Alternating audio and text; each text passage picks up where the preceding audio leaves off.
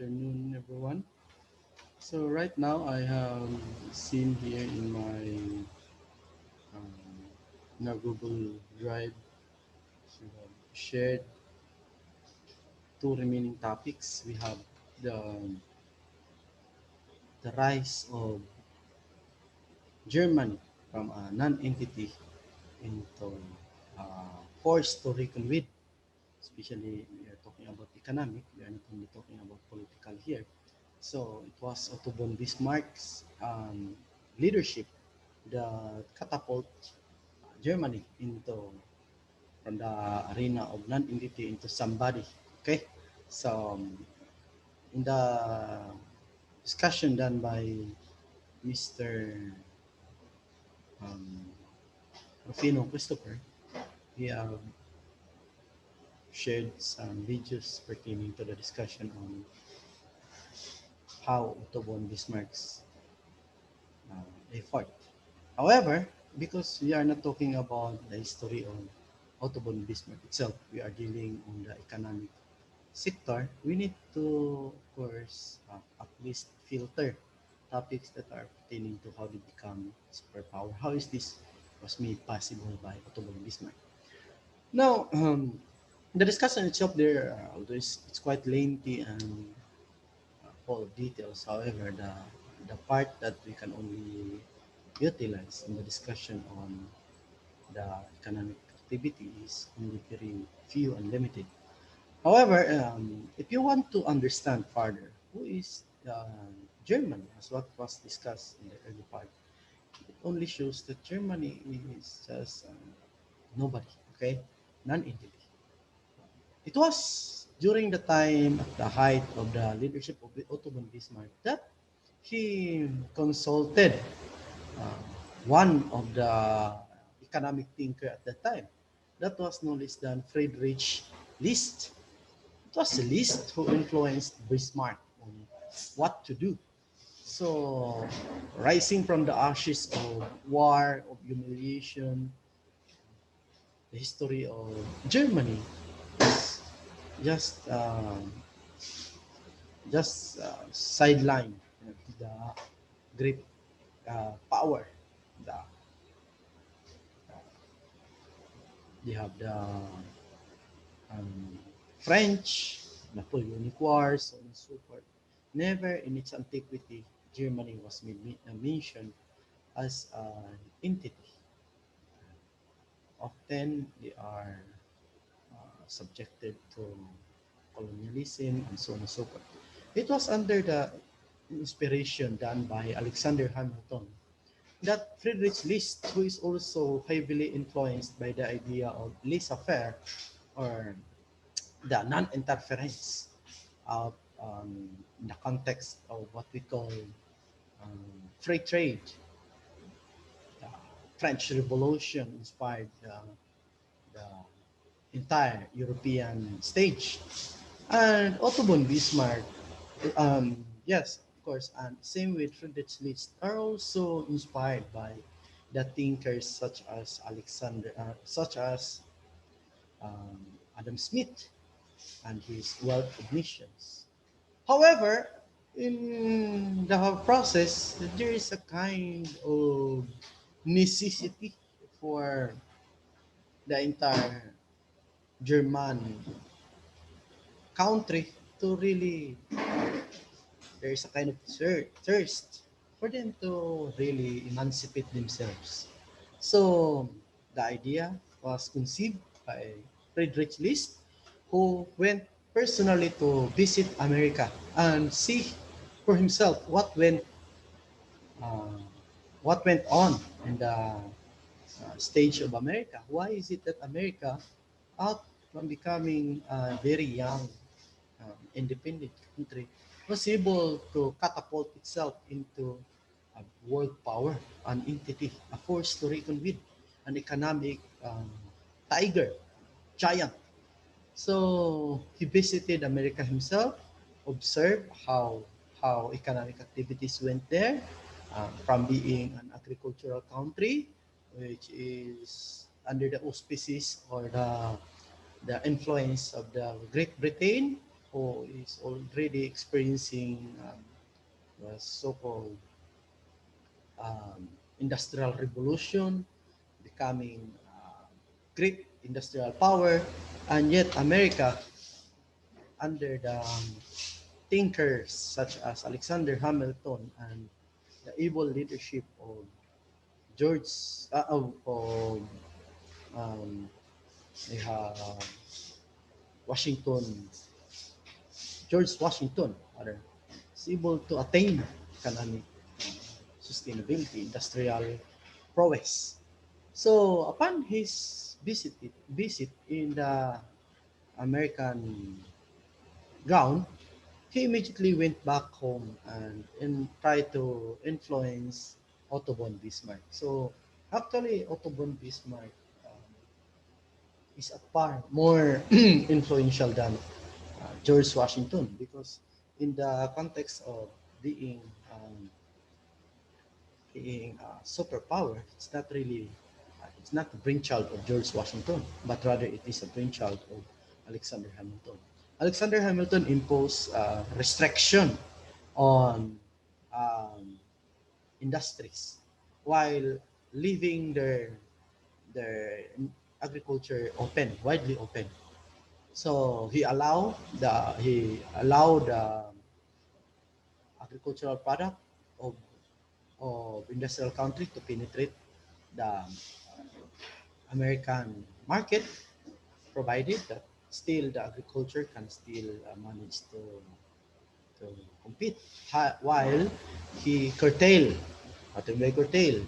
He controlled, he barred the entry of industrial product by reinforcing the tariff and the quota. So in that way, it creates a kind of what we call um, vacuum because there is a need. The people already learn to consume industrial product, and yet there is no industrial product coming from the outside world. So the people are forced to do something as an alternative, and that paves the way for the growth of the industrialization from the infant stage up to it becomes a very uh, excellent industrial corporation to be able to compete because it was given a perfect draft. Okay, so for that matter, the industry of America grew, and while Friedrich List observed the concept influenced by done by his counterpart Alexander Hamilton, he immediately imposed and adopt this policy, but not necessarily anchored basically alone on industrial, but rather he extend even as far as to protect the agriculture itself. So naturally, for the German government under the leadership of um, Otto von Bismarck, they were able to attain.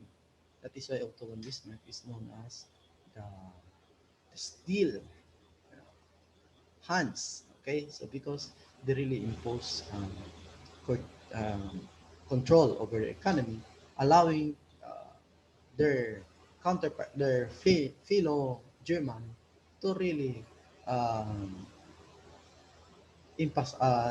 introduce industrialization.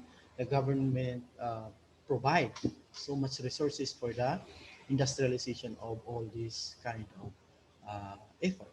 So naturally, they are catapulted to power. They were becoming um, an entity, a force to reckon with. They were because of the adaptation until such time when they already attained that kind of superiority, when they all go back to open their market, because this time their industry will have to encroach to other territories and to adapt. A control will be adversary to the expansion of their industries. So because they want to widely, they are now already at the top. So that's the main time when they will be able to compete in the international arena. So that paves the way for German to become a super power. That even in the to the surprise of everyone, German is now was one of the greatest power that compete world dominance in the um, period of Adolf Hitler. So the Nazis, so on and so forth. So that is just because they have Otto von Bismarck, who was influenced by Friedrich List. List uh, ta- take his inspiration from Adam, from Alexander Hamilton, who also single-handedly able to establish the America in the context of world superpower because of economic planning. So now let's try to go to another one, who is hobbies. For that matter, the presentation in hobbies is quite excellent. Also, just like the rest of you, able to present uh, product of her own research, dependent on other materials that are already available. Of course, you can use that material, but do not allow this material to explain the rest for you. Only like, for instance, you are assuming to be like um, pirating other works in YouTube and just simply edit something, and then the explanation itself is not really informative. Of course, it sway you from the other perspective. Now, let's try to consider the Mexican Revolution. So, under the leadership of, it was already, by the way, this was occurring in the for 33 years under the leadership of Porfirio Diaz. Now, who is Mexico? Mexico is just like the Philippines. They used to be also, actually, way back in time, Mexico, Philippines is governed through the Viceroy of Mexico. But if you try to look at their experience, their culture, this is way, although it somehow reflects of a Filipino entity. Why? Because Mexico is also a colony of Spain. So the family name, uh, yeah, Diaz, so on and so forth, the names itself, and even the characteristics of the people itself, greatly, of course, mirror Filipino characteristic. Anyway, under the leadership of Porfirio Diaz, what kind of leadership was adopted in Mexico?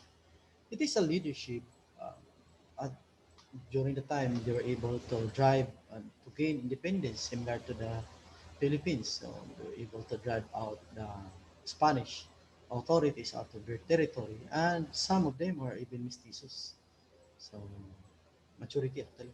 So for that matter, Porfirio Diaz adopt a kind of policy which is in the context of our types of governments, it somehow s- manifest an elitist kind of government, or in Porfirio Diaz stay into power by really um, fulfilling the needs of the fighting class. So it's always been the case. Governing bodies will always have to satisfy the needs of the military, or the fighting class, because they will be the one to secure their position into office. So that's a kind of trick. Okay, you please them, you satisfy them, and you provide them, you isolate the mass. So in the time of King Louis XVI in the French Revolution, they spend all the resources lavishly without any fear, because they have the control over the military, over the army. Until such time when there is a kind of chaos, when there is a kind of civil unrest, when the military, okay, side with the lower class, and it paved the way for the unprecedented coup d'etat. So the military sided with the lower class, and they were able to topple down the monarchy, behead King Louis XVI, hung to death Marie Antoinette. So that is a kind of course, Diaz knows a lot about this. So for that matter, he managed to satisfy the ruling class, the needs, and full of corruption, but he stayed in power for 33 years, despite the fact that the people are suffering so much. So the American investment are there. A lot of American corporations were already entrenched in the economy of course, like a vulture. They siphon all the resources coming from the masses, and the kind of relationship imposed is the same relationship that you are actually experiencing. Agriculture is a far way more um, behind compared to the industrial. So this is the kind of experience America experienced way back in time after the civil unrest, the what they call civil war. So for that purpose, the Americans also have this kind of interest in the Mexican territory. So they were able to of course, um, satisfy Porfirio Diaz, satisfying the playing for the benefit of these investors, giant investors. Today we call them as multinational corporation. So Porfirio Diaz um, stay in power because um, side by side with these investors, they are simultaneously they are doing all the conspiracy. The people are already suffering so much. So for that matter, first, there are a lot of already brewing um, dissatisfaction coming from the rank of the lower class. So some military men are already so the discussion of although it is also a little lengthy, focusing on the kind of the disobedience, the unrest that is actually brewing in the entire Mexican soil, but it failed to highlight the uh, time during after the role of we have the role of Porfirio Diaz. So here, so in the time of Porfirio Diaz, so we have here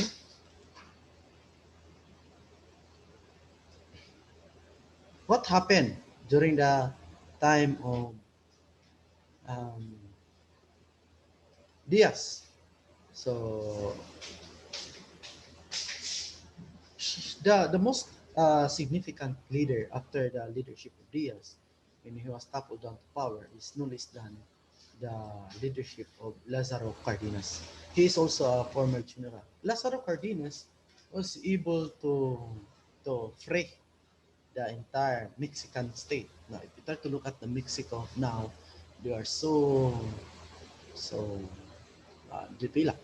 They are no longer that you can trace back the political unrest that is actually happening in the time of Porfirio Diaz, but today they are characterized by industrial, um, the coming superpower, like for instance India.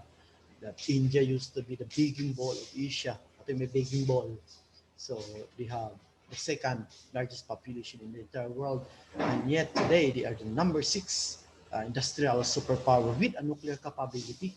So that's how nationalism can really do. And until now, we are so unfortunate because we did not have that kind of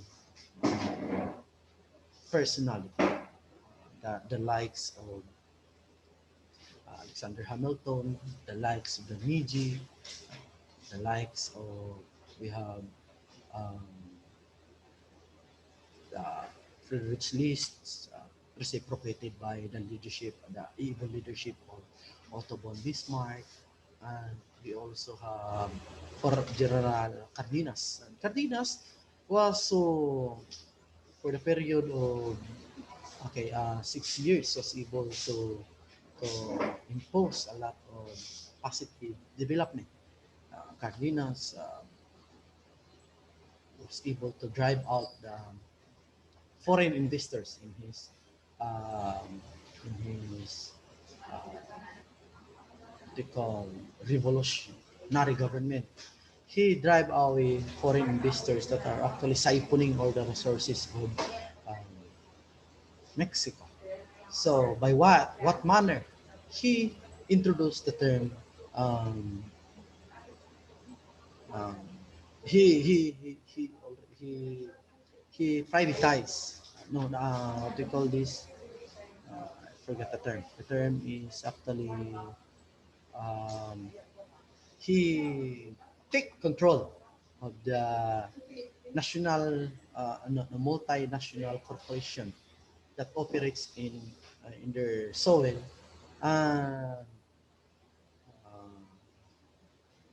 uh, specifically the the transportation sector and even the oil corporation. So in that manner, they have to pay the price. So how are they going to do that? It was this very first time that the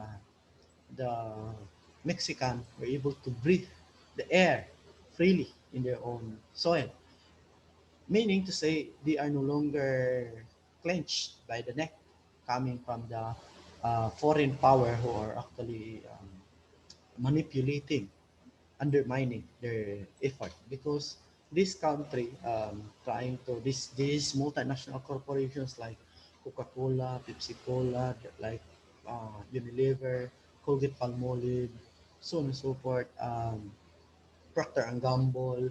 These are the Pfizer. These are the multinational corporations that really operates and really want to maintain the so-called free trade. In what manner? Because they are benefiting from the uneven relationship between industrial and agriculture. So, like for instance, in an industrial community, they produce 24/7, as what we are already aware of. However, in the manner of agriculture, we are heavily dependent on um, the the environment and the natural calamities. For the case of the Filipinos, as you all know, we are applying the law of comparative advantage as imposed by the laissez-faire.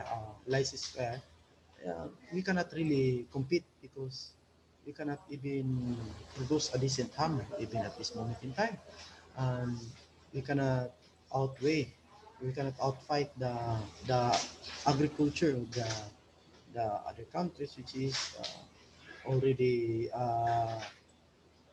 using too much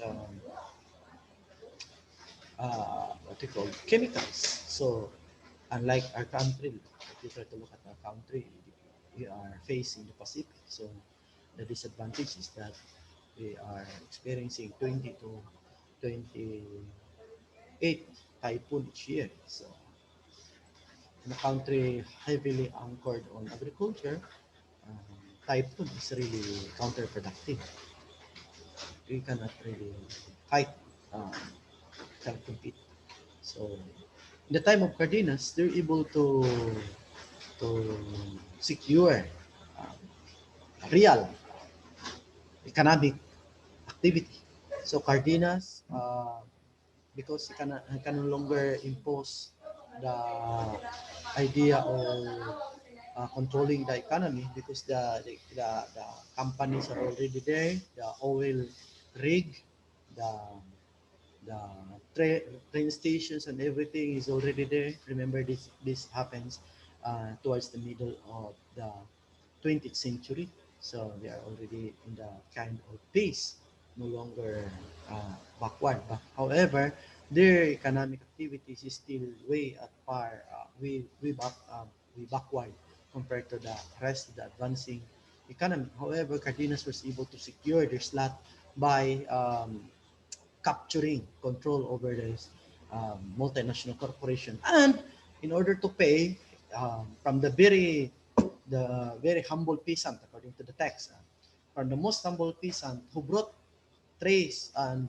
baskets of eggs to the government in order to pay the multinational corporations, because they seize the power of these multinational corporations, driving them out and paying for their mount and the government take control of their economy and everything like railway, like even the bishops are also putting baskets outside of their convent to solicit additional funds, not for the expansion of religion, but rather to help Cardenas in his fight to really establish economic, the true and genuine economy anchored on the nationalism of uh, Mexico. So for that matter, Mexico from can on the ashes of um, defeat, from the ashes of trade banned by the multinational corporations, to be able to rise back into power. So I guess that's all for now. If you have some queries or questions, you may have PM me for the further discussion